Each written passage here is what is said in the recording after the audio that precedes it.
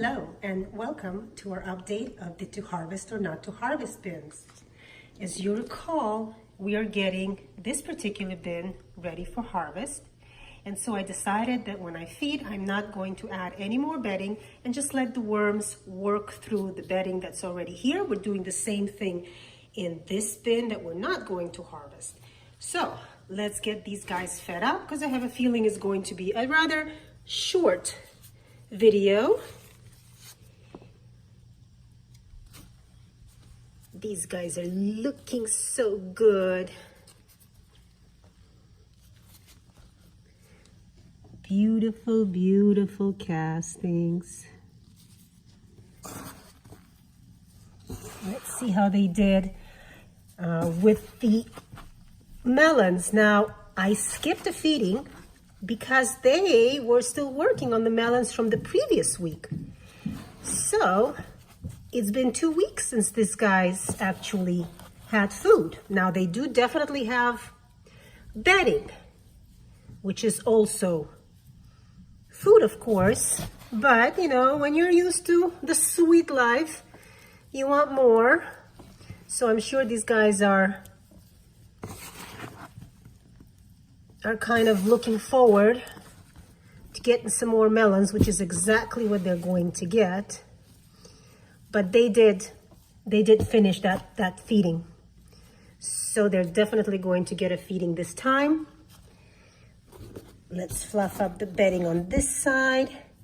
And they did definitely work through a lot of the existing bedding.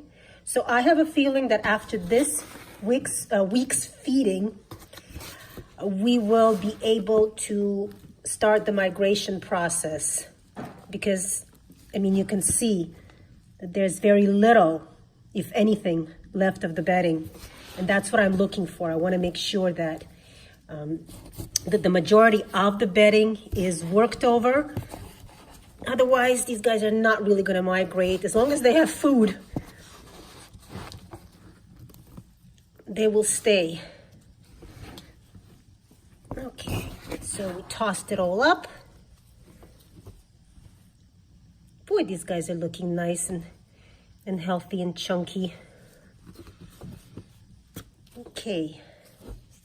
We're going to feed in this area. Now, same thing, I weighed out their food. They get equal amounts. I already added the coffee grounds and eggshells. So, let's just spread this out. And although the bedding will the material in the bin is going to be slightly wetter than I would typically keep it. Once I start the migration method, it will air out. At least the way I do it, it will. And by the time we're ready to harvest, it'll be perfectly fine. So these guys are fed up. But we got a lot of babies. Lots of babies. Okay. So you are all fed. Check my gloves. Make sure I don't have any. I actually do. Okay. All right. So let's move on to the not to harvest bin. And these guys are going through that newspaper. Boy, they were hungry, huh? So these probably ate through the food as well. Yeah. But interesting, it took them 2 weeks to get through those melons. Normally it would take just one.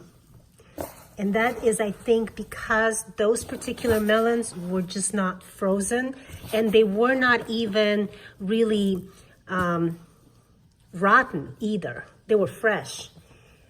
I just, peeled and cut the watermelon, put the rinds in, and that's why it took them that long to get through it, because they don't want the food. They want the bacteria that's breaking the food down. So obviously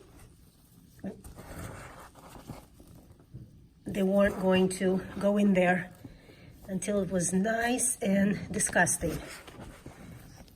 There's a lot more material in here, and so it gets a little bit more compacted towards the bottom, but nothing really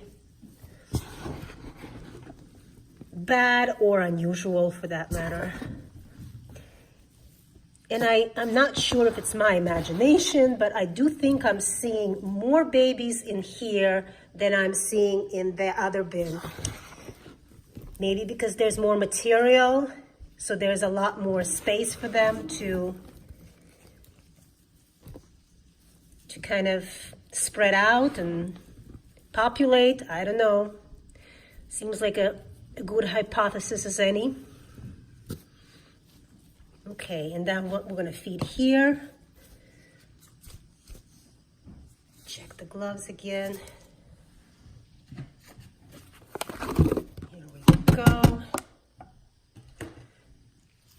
Okay, guys.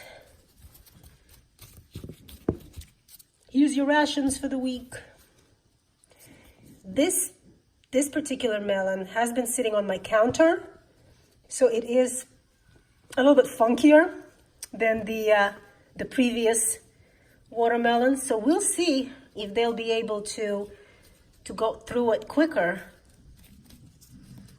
But even if they don't, that's fine too. If they skip a feeding, that's not a problem at all, because I honestly think this material is getting ready to be harvested. Check the gloves again. Okay, so these guys are done, and we are going to check up on them next week.